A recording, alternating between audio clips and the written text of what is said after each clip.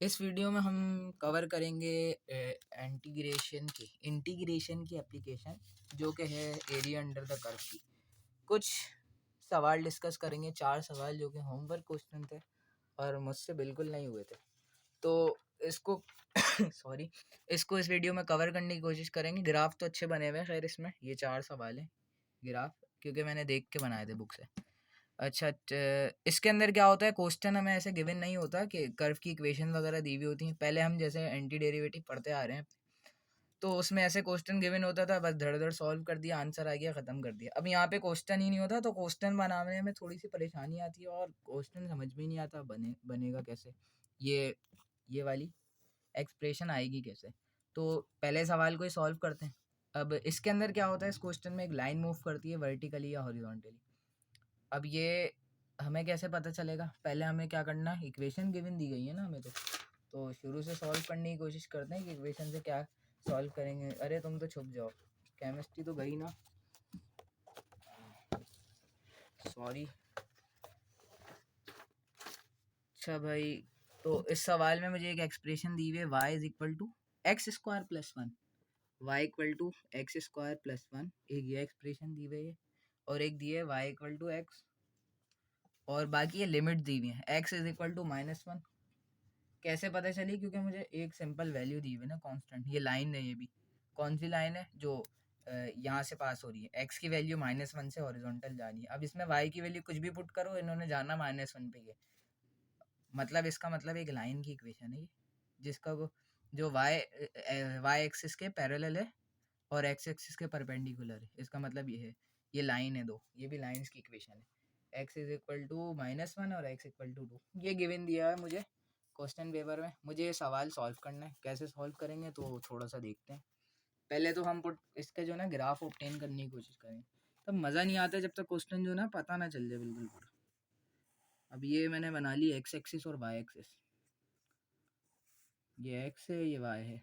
मैं इसके पॉइंट दे दूँ 1 2 3 4 5 6 7, वह बहुत है। तो इसी तरीके से -1, -2, -3, -4, इसको थोड़े से हाल आ जाते हैं।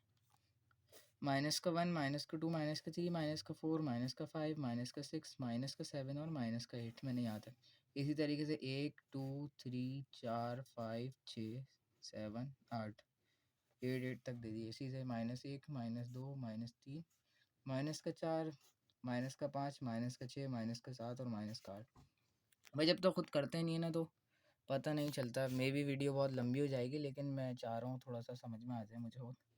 तो अच्छा, पहला पॉइंट अब देखा, मैं इसके अंदर एक एक करके वैल्यू पुट करूँगा और देखूंगा दूसरे वेरिएबल की वैल्यूज़ कितनी है। अब आपको पता है कि ये एक्सप्रेशन ऐसी होती है कोई भी फंक्शन की, कि इसमें मैं एक वैल्यू खुद एज्यूम करूँगा और दूसरी वाली वेरिएबल की वैल्यू मुझे मिल जाएगी। अब मैंने इसके अंदर ले ली, अगर एक्स की वैल्यू ले ली मैंने, इसके अंदर मैंने एक्स को पुट कर दिया 0। अब इस एक्सप्रेशन में पहले मैं थोड़ा सा ले लेता हूँ, ये इस एक्सप्रेशन में मैं पुट कर रहा हूँ एक्स स्क्वायर प्लस वन में। अब मैंने ले लिया, जब एक्स इक्वल टू 0 है तो क्या होगा, वाई की वैल्यू क्या आ गई, 1 आ गई। देखो ये 0 हो गया, ख़त्म, वाई की वैल्यू 1 आ गई। दूसरी बार मैंने क्या पुट करा, एक्स की वैल्यू मैंने पुट करी 1, तो वाई की वैल्यू मेरे पास कितनी आ गई, 1 का स्क्वायर 1 और 1 + 1, वाई की वैल्यू आ गई 2। अच्छा, अब एक और चीज़ देखें, अब y की वैल्यू 2 कब कब हो सकती है, y की वैल्यू 2, जैसे मैं अगर इधर पुट कर रहा हूँ y2 पुट कर दिया, प्लस का 1 इधर जाके माइनस का 1, तो y की वैल्यू, x की वैल्यू, इस एक्स स्क्वायर की वैल्यू कितनी आ गई 1। अब मैं रूट ऑन बोथ साइड करूँगा तो x की वैल्यू कितनी आ जाएगी, +-1। सिंपली मैं ये कहने की कोशिश कर रहा हूँ कि जब मैं x की वैल्यू 1 ले रहा हूँ तो y की वैल्यू 2 आ रही है, ये बात क्लियर है। अब मैं x की वैल्यू -1 लूँगा तो भी y की वैल्यू 2 आएगी, बस कहने का पूरा मकसद ये है। अब इसी तरीके से एक और वैल्यू निकाल लेते हैं, कि जितनी वैल्यू निकालेंगे इतनी आपका ग्राफ जो है ना थोड़ा सा एक्यूरेट बनेगा। आप बस देख लीजिएगा कि आपकी फिगर जो है ना क्लियर हो जाए बस। अब x की वैल्यू मैं इधर पुट कर रहा हूँ, 2 पुट कर रहा हूँ। अब x की वैल्यू मैंने इधर 2 पुट करी, 2 का स्क्वायर 4 हो गया, 4 में +1 करा तो 5 हो गया y। अब y 5 हो गया। अब y 5 कब होगा, एक तो 2 पे हो जाएगा, एक -2 पे हो जाएगा। तो जब मैं -2 पुट करूँगा तो भी 5 आ जाएगा। अब इसी तरीके से अब अगर आप इसको रिवर्स लेके कोशिश करें, कि जब मैं इस एक्सप्रेशन में y की वैल्यू 1 पुट कर रहा हूँ, y की वैल्यू 1 पुट कर रहा हूँ, तो क्या हो रहा है कि माइनस का 1 इधर जाके प्लस का 1 हो रही है, और x की वैल्यू कितनी आ जाएगी 0।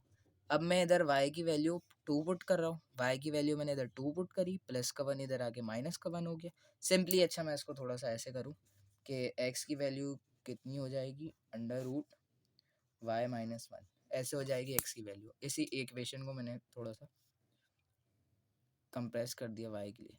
अब मैं y की वैल्यू 2 पुट कर रहा हूँ, 2 में से -1 गया और 1 बच गया, लेकिन ये रूट का 1 है। अब रूट 1 प्लस 1, 1 का रूट क्या होगा, 1 का रूट जो होगा वो +-1 होगा, तो यहाँ पे मेरी x की वैल्यू एक +1 आ जाएगी, -1 आ जाएगी।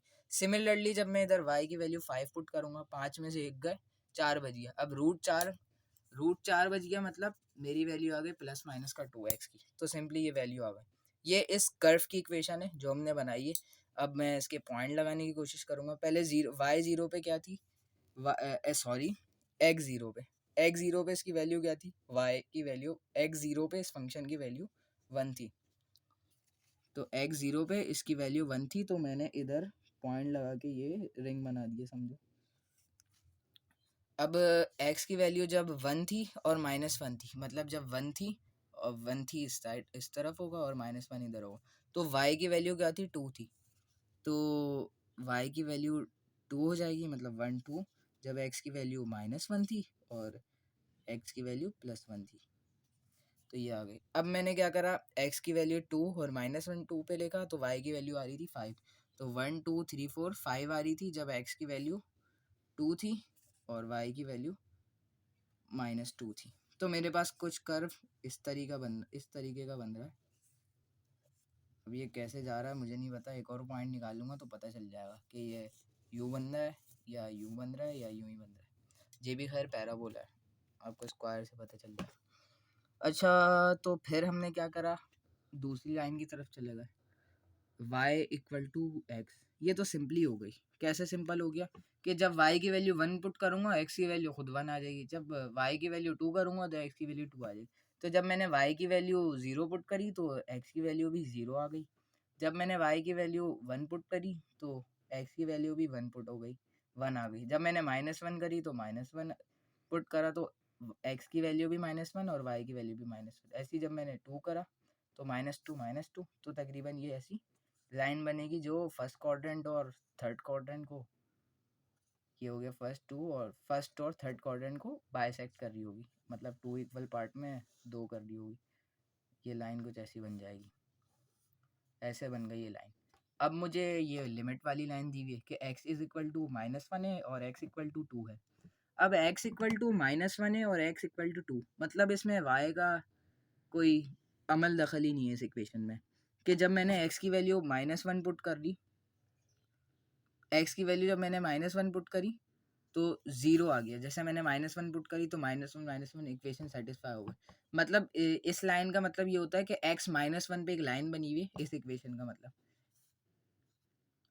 देखें ऐसे निकालते हैं ना, y = mx + c से। अब ये कांस्टेंट है जो कि -1 है, स्लोप इसका क्या हो गया, इन्फिनिटी, 1/0 हो गया, 0 उधर चला गया तो y का कोफिशिएंट 0 हो गया, तो y साफ चला गया, तो x कितना आ गया, =-c के बराबर, c की वैल्यू 1 है, तो ये थोड़ा 1 पार्ट, मतलब -1 आया ना, x = सिंपली ये कहना चाह रहा हूँ कि x = -1 एक ऐसी लाइन की इक्वेशन है जो y एक्सिस के पैरेलल होगी और x -1 से गुजर रही होगी, मतलब ये लाइन बन रही है ऐसे, ऐसे बन रही है लाइन। अब x = 2 भी ऐसी बनेगी, 1 2 से जा रही होगी, तो जो मेरा घर बन गया ये बन गया इस तरीके का, ये आ गया। मुझे इसका एरिया मालूम करना है, क्वेश्चन तो ग्राफ तो बन गया क्वेश्चन का। अच्छा अब इसके अंदर मुझे लाइन मूव करानी है, एक तो मैं क्या कर सकता हूँ, हॉरिजॉन्टल लाइन मूव करा सकता हूँ और एक वर्टिकल लाइन मूव करा सकता हूँ, लेकिन शर्त यह है लाइन मूव करानी की इसकी हेड या टेल, मतलब इसकी ये पेन हेड या टेल हो गई, मतलब इसकी ये नेप साइड और ये क्लिक साइड जो है, ये जो है ना हमेशा टच रहे उसी लाइन पे, मतलब जो एक ही लाइन है ना उस पे टच रहे। अब मैं ऐसे अगर मूव कराऊंगा तो पहले क्या होगा, यहाँ की लाइन पहले जो है इस लाइन पे टच करेगी, फिर आगे बढ़ बढ़ के ये लाइन इधर आ जाएगी, मतलब इस एरिया को पूरा कवर नहीं करेगी वो लाइन अगर मैं हॉरिजॉन्टल चलाऊँ। लेकिन अगर मैं वर्टिकल मूव कराऊंगा लाइन, अगर मैं इसको इस तरीके से मूव कराऊंगा वर्टिकली, तो क्या होगा, उसकी एक हेड या टेल में से एक पार्ट, अगर मैं राइट साइड अपवर्ड साइड को हेड ले रहा हूँ तो हेड उसका हमेशा इसी लाइन पर टच रहेगा और टेल उसकी हमेशा इसी लाइन पर टच रहेगी। समझ रहे हैं कि लाइन इसमें जो है मूव करिए, ये मेरा कर्व है, मैंने इसमें मूव करा रहा हूँ एक वर्टिकल लाइन, ये वाली लाइन, ये मूव करा रहा हूँ वर्टिकल लाइन, ये मूव कर रही है मूव कर रही है मूव कर रही है, तो ये इसकी ये वाला जो एरो है ये हमेशा इसी कर्व पे रहेगा और ये एरो हमेशा इसी कर्व पे रहेगा। बस हमें यही मालूम करना है कि कौन सी लाइन बनेगी इसमें। अब मैं वर्टिकल लगाऊंगा तो वो पहले इधर टच होगी, फिर ऊपर जाके फिर इस पर टच हो जाएगी, तो ये लाइन अलग हो जाएगी, ये लाइन अलग हो जाएगी, तो ये हॉरिजॉन्टल लाइन इसमें नहीं चल सकती, वर्टिकल चलाएंगे। अब एक एक्सप्रेशन बनाने का जो क्वेश्चन की ये वाली एक्सप्रेशन थी, कहाँ चला गया, ये वाली जो एक्सप्रेशन थी ये बनाने का क्या मेथड है। अब मैं इसमें वर्टिकल लाइन मूव कर रहा हूँ, थोड़ा सा आगे चलते हैं, मैं इसके अंदर मूव करा रहा हूँ, मैं भी थोड़ा सा अजीब सा बन गया, इसके अंदर मैं मूव करा रहा हूँ वर्टिकल लाइन, ये वाली ये मूव हो रही है। अच्छा, मेरे कर्व की इक्वेशन जो थी यही था ना, पैराबोला जो निकाला था, क्या निकाला था, y is equal to x square plus one, line की इक्वेशन की y इक्वल टू एक्स। अब क्या करना है, वर्टिकल लाइन बनानी है, वर्टिकल लाइन बनानी है जिस एक्सिस के पैरेलल है y, तो हमें क्या करना है, y से अलग कर लेना है, जैसे मैंने y की टर्म्स में इस इक्वेशन को अलग कर लिया, तो मैंने फिर क्या करना है, जो टॉप वाली होगी ना, अगर वर्टिकल लाइन चल रही है तो ऊपर वाली एक्सप्रेशन यानी अप वाली एक्सप्रेशन टॉप वाली एक्सप्रेशन में से माइनस करूंगा बॉटम वाली एक्सप्रेशन, अगर वर्टिकल लाइन चल रही है। अगर हॉरिजॉन्टल लाइन चल रही है तो राइट वाली एक्सप्रेशन से माइनस करूंगा लेफ्ट वाली एक्सप्रेशन, लेकिन तब expression in terms of x हो जाएगी, यहाँ पे वाई है ना, in terms of y, in terms of x हो जाएगी। तो क्या हो जाएगा, यहाँ पे मेरे पास एक्स स्क्वायर, टॉप वाली माइनस कर दूंगा बॉटम वाली, x square plus one minus का एक्स, भाई बिल्कुल यही बन गई है।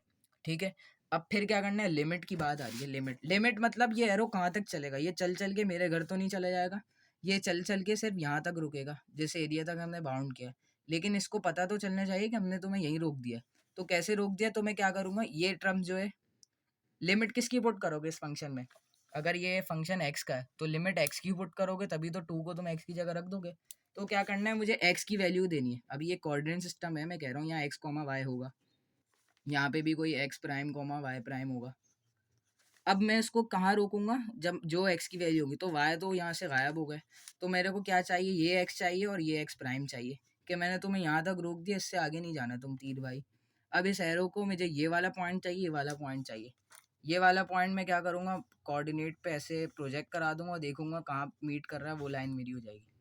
ऐसा कर सकते हैं, कर सकते हैं, लेकिन इस केस में आपको हमें गिवन दे दिया है ये लाइन -1, देखो तीर भाई की ये लाइन है -1 के, तीर यहाँ से चलकर आ रहा है और इसी पॉइंट पे जाएगा, ये कौन सा पॉइंट है, -1 का, इस लाइन की वैल्यू है हमेशा -1 है सॉरी, इस लाइन की वैल्यू है -1 है, कि एरो जो है यहाँ से मूव होता हुआ यहाँ रुक जाएगा -1 से, और फिर यहाँ से चलते चलते 2 पर आएगा।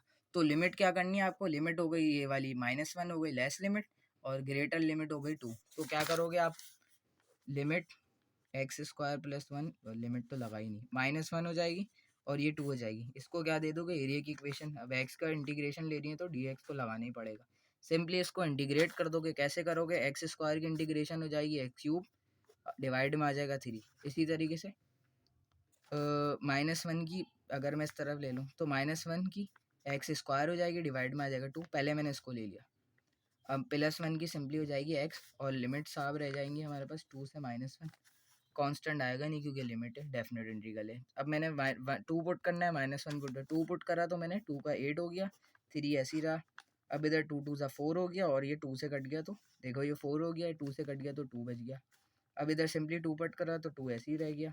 अब -1 की बारी आएगी, मैंने क्या करा, इधर -1 पुट किया तो क्यूब से -1 तो रह गया 1/3, सिंपली इधर -1 पुट करिए तो स्क्वायर से माइनस कैंसिल, लेकिन माइनस बचा रहेगा, और मेरे पास ये हो जाएगा 1/2, सिंपली इधर मेरे पास -1 ही रह जाएगा, तो क्या होगा यहाँ पे, ये 2 कैंसिल, 8/3 ऐसे ही आ जाएगा, माइनस माइनस, मैं इसका अगर एलसीएम ले लूँ, ये हो जाएगा 3 और 2 का एलसीएम मैंने ले लिया 6 से, तो ये हो गया हमारे पास माइनस का 2 अपॉन 6। ये मैंने इसको ऊपर से 6 से ऊपर जो नीचे जो है 6 बनाने की कोशिश करी कि 3 को मैंने मल्टीप्लाई कर दिया, इसको दोनों पार्ट को 2 से मल्टीप्लाई कर दिया, तो 1 2 से मल्टीप्लाई कर 2, 3 2 से 6 हो गया। अब इसको मैं 3 से कर दूंगा तो 3 अपॉन ये हो जाएगा 6, इसको मैं डायरेक्ट 6 से कर दूंगा, 6 अपॉन 6। नीचे मैंने एलसीएम ले लिया, कैलकुलेटर में निकाल सको, इतनी लंबी चौड़ी करने की ज़रूरत थोड़ी होती है, मैं करता हूँ। लेकिन 6 3 9 9 तो 11 माइनस का 11/6 हो गया, तो ये 8/3, ये प्लस का 11/6 हो गया। फिर इसको मैं कर दूंगा 8 8 16/6 प्लस 11/6, तो ये हमारे पास आ गया 11 16। अरे अरे अरे अरे गलत निकल गया क्या? 11 और 16 कितना होगा हमारे पास? 27/6, तो 3 2 6, 3 9 तो 9/2 हमारे पास आ गया आंसर। यूनिट क्यों नहीं लिखोगे? यूनिट लिखेंगे। क्या निकाला हमने? ये एरिया निकाला है, तो यूनिट हो जाएगा किसी के भी स्क्वायर का unit, metre square, centimetre square, कोई सा भी स्क्वायर हमें नहीं पता, इसलिए स्क्वायर यूनिट लिख दिया।